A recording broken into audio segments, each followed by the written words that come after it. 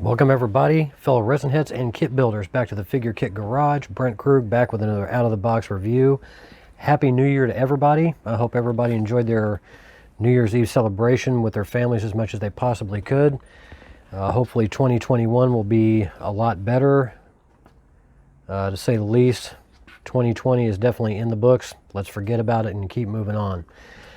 Tonight's review is a really wonderful kit that came from KitKong's Model Mansion, purchased off eBay. This is a 10-piece kit with base, sculpted by David Whitford, and it is a kit that kind of has a little bit of a special place for me, being ex-Air Force. I'm a big fan of the World War II aircraft nose art that was made famous on just about every fighter and bomber of the era, as well as the pinup and cheesecake art of the day. And this one is called the Bomber Belle. And this depicts a beautiful lady in World War II vintage era United States Army Air Corps uniform, giving a big salute to the boys, sitting on top of a World War II era 500-pound bomb. And we'll go through this starting with the base, and the base is plain round oval base, fairly decent size. We're looking at overall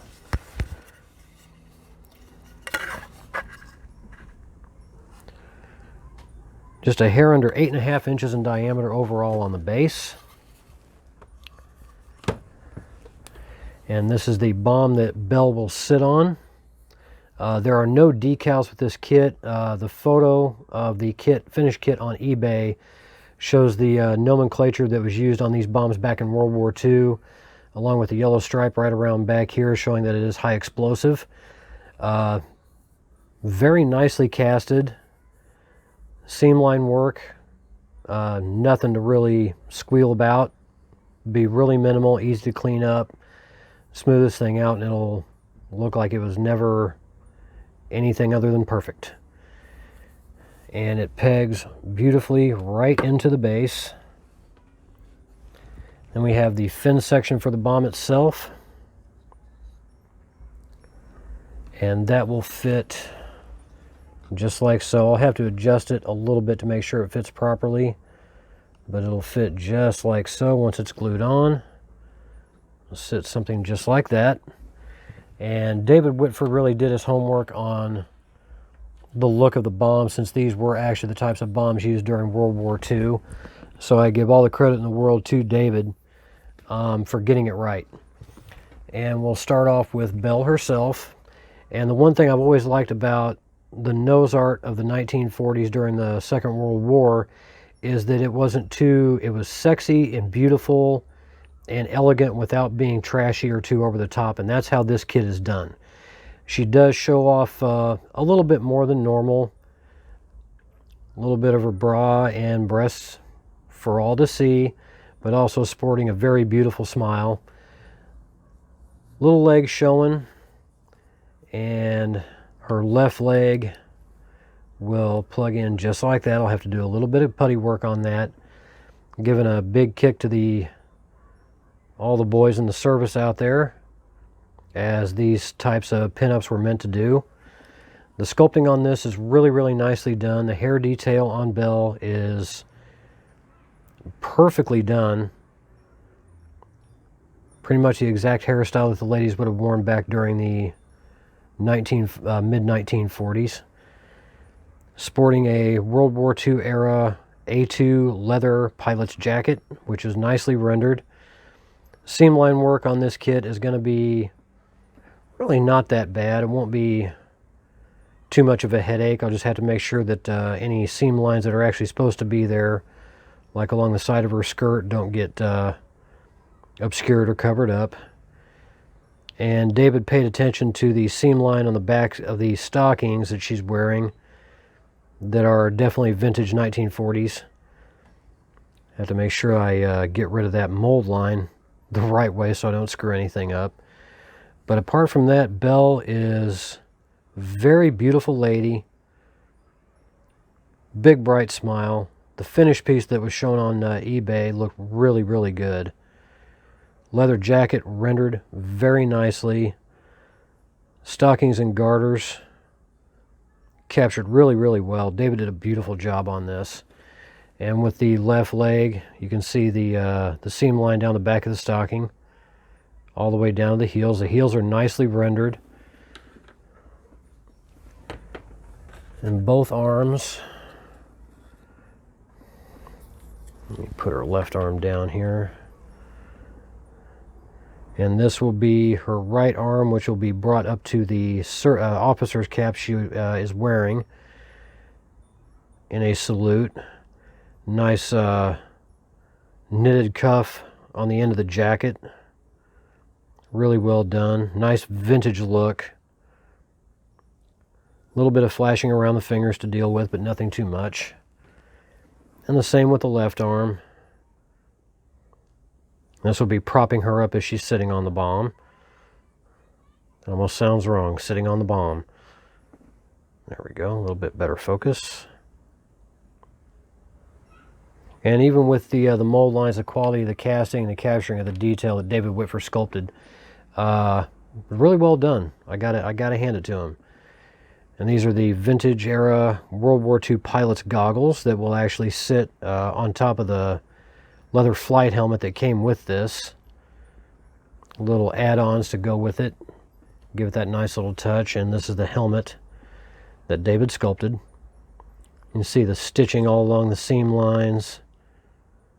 The straps nicely captured. We'll have to do a little bit of hard sanding to get that to sit perfectly flat. And then, of course, a pair of pilot's gloves with knit cuffs. And the rib detailing on the back of the hands, nicely captured. Most people don't know that I'm a big fan of World War II nose art, the way that I am, and I've gotten to see a few famous ones, such as the Glamorous Glennis, which is the plane that Chuck Yeager broke the sound barrier in, and a few others here and there. But I've been a big fan of it, and this reminds me of that a lot. And the officer's cap that she wears on her head. Come on. There we go. The eagle logo right in the center, beautifully rendered. Hat band all the way around. A little bit of sanding on this, but nothing too unmanageable. Has a nice upsweep in the top. Just looks really, really nice. I'm really happy to get this one. And this is one of, I believe, 4 that he did, that David did for KitKong's Model Mansion, the series. There's the Bomber Belle, the Pacific Pearl. They did a new take on Rosie the Riveter, which looked really, really good. And there was also one that was done for the U.S. Army. I cannot remember the name of it, but I believe there was only 4 done in the series. And I'm going to go ahead and test fit her together so you guys can see what she looks like. Need to grab my Quake putty to put her together. I did get this in the mail yesterday. This kit was $99 plus free shipping, but with the taxes and everything through eBay, it's about $107 altogether, which is really not bad. This is a 1/8 scale kit, and it measures right around 7.5 inches in height overall. So for a 1/8 scale kit, to have this, this much detail to it, really, really nicely handled. And once I get the room for her, should be a good addition to the collection. Get her left arm put on.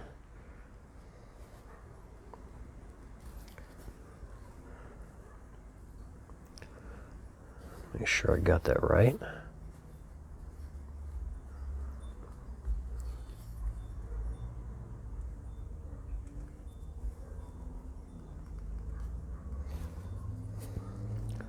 Maybe a little bit too much putty there.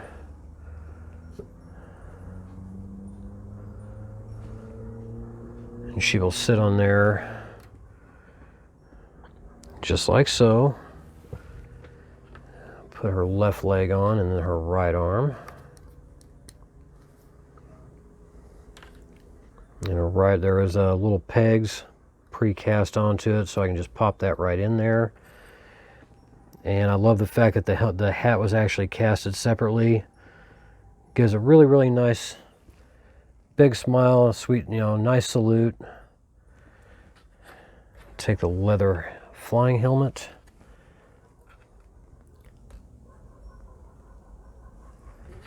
And the gloves. And there we have her, the Bomber Belle. Really, really nice kit. Looking forward to getting some space so I can put this out with the rest of my collection. Really, really nicely done. Like I said, sexy and beautiful without being too trashy or way too over the top, and not underdone, just right, just the way the old nose art used to be. And I believe the last of these sold on eBay a few days ago. I think he does still have a couple of copies of the Pacific Pearl left, but I've not seen the Rosie the Riveter or the U.S. Army pinup available in quite some time. I'm not sure if James is ever going to re-release those. I know he only has a few items up for auction, but I think he's wrapping up a really nice long stint in the figure kit hobby and about ready to ride off into the sunset. And if that's the case, thank you, James, for a lot of great years and a lot of great kits. So that is it for this review of the Bomber Belle pinup kit from KitKong's Model Mansion, sculpted by David Whitford.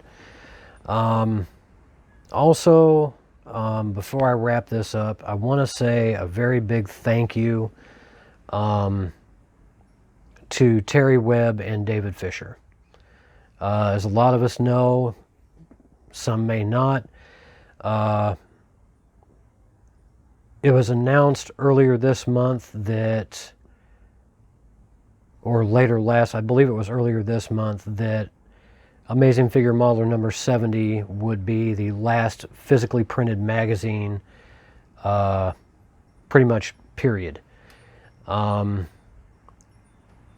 been with Amazing Figure Modeler, getting just about every issue I could get my hands on since issue number 1 back in 1994. And sorry about the camera shake. And it's been great that it's been the only surviving published magazine dedicated to the figure kit hobby that survived. Damn. Sorry about the camera. Outlasting Kit Builders magazine and Modeler's Resource, and still going strong to this day. I do plan to support AFM with the digital editions, beginning with, I believe, issue number 71 is going to be the first of the online editions. But to Terry Webb and David Fisher, excuse me, thank you for 24 years of incredible magazine articles, tutorials, interviews, up-and-coming kits, and just everything under the sun in general, the Reader's Gallery. Thank you to both of you for keeping that going and not walking away from it when you could have. So hopefully we'll see printed runs, but thanks to COVID-19, a lot of things are going south in more ways than one. And AFM, sadly, fell victim to that. Distributors not want to do a whole lot of physical dealings with a lot of magazines now, and it's becoming more and more difficult for businesses to survive. But AFM is still going to go strong, just in digital form. So can't wait to see how that pans out. So that is it for this edition of the Figure Kit Garage. Everybody stay healthy, stay happy, stay safe, social distance, and build a kit.